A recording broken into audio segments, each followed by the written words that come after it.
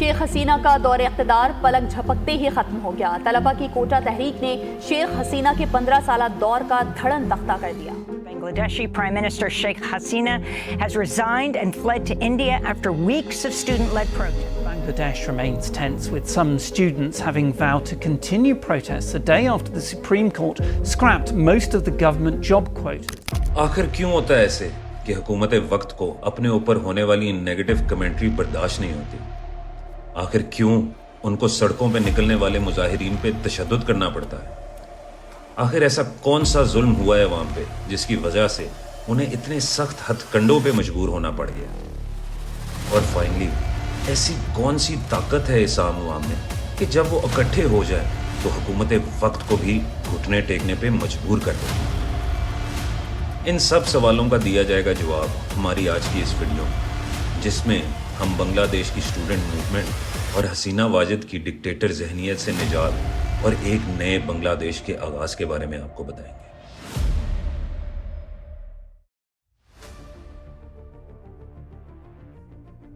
جون 2024 بنگلہ دیش کے اسٹوڈنٹس نے سڑکوں پہ آ کر احتجاج کرنا شروع کر دیا اور ان کے یہ پروٹیسٹ کافی حد تک پیسفل تھے، لیکن بہت ہی جلد یہ پروٹیسٹ شدت اختیار کر گئے اور بنگلہ دیش کی حکومت نے ایک کرفیو لگا دیا۔ اس کرفیو کے اندر تمام سکولز، کالجز، یونیورسٹیز بند کر دی گئی، یہاں تک کہ انٹرنیٹ، ٹیلی فون اور واٹس ایپ جیسے سوشل میڈیا سروس پر بھی بین لگا دیا گیا۔ لیکن یہ پروٹیسٹ شروع کیوں ہوئے اور ان کے پیچھے اسٹوڈنٹس کی ڈیمانڈز کیا تھی؟ شاید اس سوال کا صحیح جواب ہوگا کوٹا سسٹم۔ اگر آپ کو کوٹا سسٹم کو سمجھنا ہے تو ہمیں تاریخ کا ایک چھوٹا سا سفر کرنا پڑے گا۔ 1970 بنگلہ دیش پاکستان کا حصہ تھا اور اس کو ایسٹ پاکستان کے نام سے جانا جاتا تھا۔ 1970 میں پاکستان میں جب جنرل الیکشن ہوا تو اس وقت کی عوامی لیگ پارٹی نے ایک بھاری لیڈ کے ساتھ الیکشن جیت لی اور اس پولیٹیکل پارٹی کے لیڈر تھے شیخ مجیب الرحمان۔ الیکشن ریزلٹس آ جانے کے بعد اس وقت متحدہ پاکستان کے military chief general Yahya Khan نے ان ریزلٹس کو ماننے سے صاف انکار کر دیا اور عوامی لیگ کی جگہ انہوں نے پیپلز پارٹی، جو کہ میجورٹی میں دوسرے نمبر پہ تھی، ان کو حکومت فارم کرنے کے لیے دعوت دی۔ یہ ناانصافی اور ڈسکریمنیشن دیکھ کر شیخ مجیب الرحمان اور ان کی پارٹی نے ایک سول ڈس اوبیڈینس کی تحریک شروع کر دی اور ان کی مانگ تھی صرف اور صرف ایک، اور وہ تھی پاکستان سے آزادی۔ এবারে সংগ্রাম আমাদের মুক্তির সংগ্রাম, এবারে সংগ্রাম স্বাধীনতার সংগ্রাম। مجیب الرحمان کی یہ تحریک دیکھ کر ایسٹ پاکستان میں ملٹری رول لگا دیا گیا اور کافی بڑی کوانٹٹی میں ملٹری ڈپلوائے کر دی گئی۔ اس ملٹری پیریڈ میں ایسٹ پاکستان کی عوام نے بہت ظلم و جبر کی زندگی میں وقت گزارا، لوگوں کو ناحق جیلوں میں ڈالا گیا، لوگوں کی عزتیں تار تار ہوئیں اور بہت سے لوگوں کو جان سے بھی ہاتھ دھونی پڑی۔ یہ شاید ایک جینوسائیڈ تھا جس کے بلبوتے پہ ویسٹ پاکستان کی ملٹری لیڈرشپ اس وقت کی بنگالی عوام کو کنٹرول میں رکھنا چاہتی تھی، لیکن وقت اور قسمت ہمیشہ ایک سی نہیں رہتی۔ 1971 میں انڈیا کی مدد سے بنگالی فریڈم فائٹرز نے ایک خونی جنگ لڑی جس کو بنگال لبریشن وار کا نام بھی دیا جاتا ہے، اور آخرکار شیخ مجیب الرحمان اور ان کی پارٹی فریڈم فائٹرز کی مدد سے اپنا ملک پاکستان کی فوج سے آزاد کروانے میں کامیاب ہو گئے، اور 26 مارچ 1971 کو ہوا جنم ایک ایسے ملک کا جس کا نام رکھا گیا بنگلہ دیش۔ ویورز، اگر ہم بات کریں کوٹا سسٹم کی تو اس ڈسکشن میں فریڈم فائٹرز کافی حد تک ریلیونٹ ہیں، اور ان کی ریلیونسی ایسے ہے کہ بنگلہ دیش کی گورنمنٹ جاب سیکٹر میں ٹوٹل اویلیبل جابز میں سے 30% نوکریاں انہوں نے ان لوگوں کے لیے مختص کی ہوئی ہیں جنہوں نے 1971 میں انڈیا کے ساتھ مل کر پاکستانی آرمی کا مقابلہ کیا تھا۔ انہی لوگوں نے اپنی جانیں، عزت، گھر اور جائیداد کی فکر کیے بغیر بنگلہ دیش کو آزادی حاصل کرنے میں مدد کی تھی، اور یہی وہ سلیکٹڈ لوگ تھے جن کو فریڈم فائٹرز یا مکتی باہنی کے نام سے جانا جاتا تھا۔ گورنمنٹ کی نوکریوں میں شیر دیکھا جائے تو یہ سب سے بڑا شیر ہوگا، जो 1972 में ही बांग्लादेश की अभी नई और बज़ाहिर कमज़ोर हुकूमत ने फ्रीडम फाइटर्स के लिए रिजर्व कर दिया। इसके अलावा 10% बैकवर्ड इलाके से आने वाले लोगों के लिए, 10% औरतों के लिए, 5% माइनॉरिटीज़ के लिए और 1% माजूर लोगों के लिए था। ये सारा रिजर्व्ड कोटा मिलकर तकरीबन 56% बनता था और बाकी का बचता था सिर्फ और सिर्फ 44% जो कि आम आवाम के लिए रखा गया हुआ था। और यही वो मसला था जिसमें बांग्लादेश की स्टूडेंट बॉडी ये डिमांड करती है कि माजूर और माइनॉरिटीज़ वाला कोटा छोड़कर बाकी सारे कोटा सिस्टम को डिसॉल्व कर दिया जाए और इसको आम आवाम के लिए रख दिया जाए। अब यहां पे आता है वो इख्तलाफ जो कि था फ्रीडम फाइटर्स के अगेंस्ट, क्योंकि रिजर्व कोटा में सबसे बड़ा शेयर उन्हीं का था। और फिर 1997 में एक बिल पास हुआ जिसमें यह कहा गया कि फ्रीडम फाइटर्स के बच्चे भी इस कोटा सिस्टम के तहत गवर्नमेंट की नौकरियां हासिल कर सकते हैं। चंद साल और गुजर गए और उसके बाद में फिर एक और बिल पास हुआ।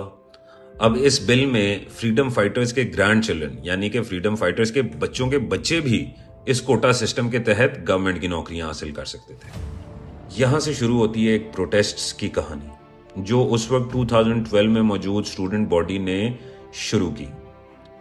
उस वक्त तो इन एहतजाज को कोई खास अटेंशन ना दी गई, ना ही ये एहतजाज कोई बड़े स्केल पे थे। लेकिन कुछ साल गुजर जाने के बाद 2018 में इसी स्टूडेंट फेडरेशन ने थोड़े शदीद और बड़े लेवल के एहतजाज शुरू किए। लेकिन उन एहतजाज में भी स्टूडेंट फेडरेशन दो हिस्सों में बटी हुई थी। एक थे वो जो चाहते थे कि ये कोटा सिस्टम बिल्कुल ख़त्म हो जाए, लेकिन उनके सामने खड़े थे वो स्टूडेंट फेडरेशन के लड़के जो चाहते थे कि ये फ्रीडम फाइटर्स वाला कोटा बरकरार रहे।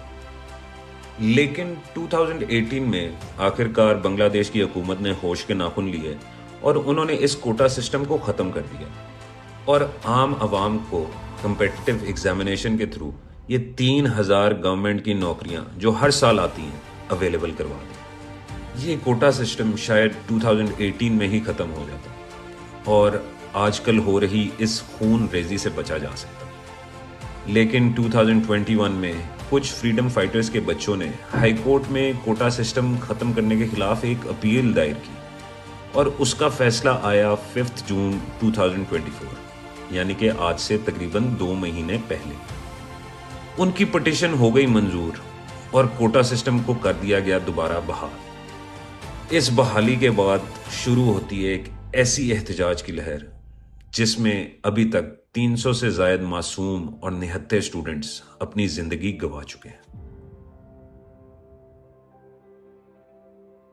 इन प्रोटेस्ट्स में स्टूडेंट्स की बहुत सी मांगे हैं, जिनमें से सबसे ज़्यादा वाज़ेह होगी हसीना वाजिद का रेजिग्नेशन, जो कि उसी अवामी लीग की लीडर हैं जिनकी कोशिशों से आज बांग्लादेश आज़ाद है और इन्हीं की पार्टी थी जिन्होंने ये कोटा सिस्टम भी बनाया था। लेकिन स्टूडेंट फेडरेशन का ये सवाल है कि आखिर कौन है जो डिसाइड करे कि फ्रीडम फाइटर्स के कोटे में किनको नौकरियां मिलनी। इस सवाल का जवाब सुनकर शायद आपको काफ़ी हैरानी हो, और वो ये है कि फैसले की ताकत है गवर्नमेंट के पास, जिन पे बेशुमार दफ़ा ये इल्ज़ामात लग चुके हैं कि गवर्नमेंट करप्शन करती है और अपनी ही मर्जी से फ्रीडम फाइटर कोटे में लोगों को नौकरियां देती है। हाई कोर्ट के कोटा सिस्टम को बहाल करने के फैसले के बाद सुप्रीम कोर्ट हाई कोर्ट के डिसीजन का नोटिस लेती है और उस पर स्टे ऑर्डर लगा दिया जाता है। लेकिन स्टूडेंट फेडरेशन अपने प्रोटेस्ट ख़त्म नहीं करती। हसीना वाजिद की हुकूमत ढाका में कर्फ्यू इम्पोज कर देती है और इंटरनेट, टेलीफोन, व्हाट्सएप जैसे सोशल मीडिया प्लेटफॉर्म्स की सर्विसेज बंद करवा देती है। ये सब पाबंदियां लगाने के बावजूद स्टूडेंट फेडरेशन किसी ना किसी तरह एक दूसरे से कांटेक्ट करके अपने प्रोटेस्ट जारी रखते हैं। 7000 पैरामिलिट्री ट्रूप्स को बांग्लादेश के कैपिटल सिटी में बुलाकर प्रोटेस्ट और स्टूडेंट्स को कंट्रोल करने की कोशिश की जाती है। ये military troops smoke grenade, rubber bullets और मुख्तलिफ किस्म के हथियारों का इस्तेमाल करती है। लेकिन मजाल है कि स्टूडेंट बॉडी अपनी यकजहती छोड़कर अपने प्रोटेस्ट बंद करे, बल्कि इतनी रिस्ट्रिक्शंस और फोर्स के इस्तेमाल के बावजूद अवाम है कि बढ़ती ही चली जाती है। हुकूमत वक्त इसी कोटा सिस्टम के केस में सुप्रीम कोर्ट से अपील करती है कि इस केस को जल्द अज जल्द सुना जाए। साथ ही साथ एक जुडिशल कमेटी भी बना देते हैं और गवर्नमेंट ये बार बार कहती है कि अब जो भी डिसीजन आएगा सुप्रीम कोर्ट से वो हुकूमत मान लेगी। लेकिन एहतजाज करने वाली अवाम को गवर्नमेंट के दिए गए मुख्तलिफ बयानात पे बिल्कुल भी यकीन नहीं होता और वो अपने प्रोटेस्ट करते चले जाते हैं। स्टूडेंट फेडरेशन को सही गुस्सा उस वक्त आता है जब हसीना वाजिद अपने एक बयान में ये कहती हैं कि आखिर स्टूडेंट्स को फ्रीडम फाइटर से मसला ही क्या है? अगर हम फ्रीडम फाइटर्स के बच्चों को कोटा नहीं देंगे तो क्या रजाकारों के बच्चों को कोटा देंगे?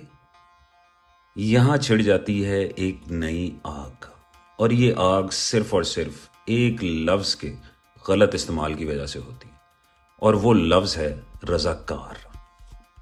असल में 1971 की आज़ादी की लड़ाई में जब ईस्ट पाकिस्तान में जुल्म हो रहे थे तो उस वक्त बांग्लादेश के ही कुछ लोगों ने मिलकर वेस्ट पाकिस्तान की फौज को हेल्प किया और उन्होंने ये कोशिश की कि दोनों मुल्क टूटे ना और जुड़े रहे।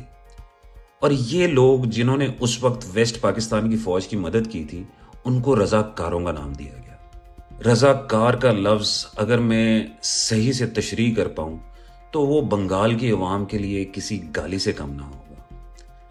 यही वो लफ्ज था जो हसीना वाजिद ने प्रोटेस्टर्स के लिए इनडायरेक्टली यूज किया। ये लफ्ज रजाकार असल में बांग्लादेश में की गई जनरल याहिया की नाइंसाफियों और जुल्म को पोर्ट्रे करता है और इन रजाकारों को बंगाल की अवाम धोखेबाज और मुल्क के गद्दार से कम नहीं समझती। शायद यही वजह थी कि स्टूडेंट फेडरेशन हसीना वाजिद के ऐसे रिमार्क सुनने के बाद अपने ही एहतजाज में और शिद्दत इख्तियार कर गए। 21 जुलाई 2024 को सुप्रीम कोर्ट की ये रूलिंग आती है कि ये फ्रीडम फाइटर कोटे को कम करके 5% पे लाया जाए ताकि मेरिट पे लोगों की गवर्नमेंट सेक्टर में भर्तियां हों और वो लोग आगे अपने मुल्क के बेहतरीन इंटरेस्ट में काम करें। लेकिन अब तक तो बांग्लादेश की अवाम का सब्र जवाब दे चुका था और फिर वही हुआ जिसका डर था और अवाम ने आखिरकार सब हदें तोड़ दी। 4 अगस्त 2024 हजारों नहीं तो लाखों लोग सड़कों पे आ गए और पुलिस और सिक्योरिटी इदारों से भिड़ गए। इन दंगों में तकरीबन 68 लोगों को अपनी जान से हाथ धोना पड़ा, जिसमें से 14 सिक्योरिटी पर्सनल भी थे।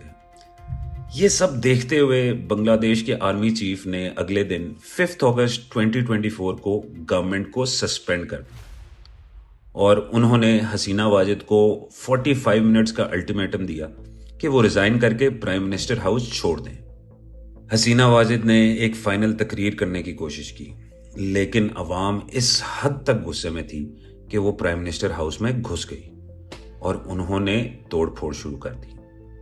ये सब देखकर मजबूरन हसीना वाजिद को सारा कुछ छोड़ छाड़ कर भागना पड़ा और वो इंडियन गवर्नमेंट के दिए हुए हेलीकॉप्टर की मदद से अपनी बहन के साथ बांग्लादेश छोड़कर इंडिया चली गई।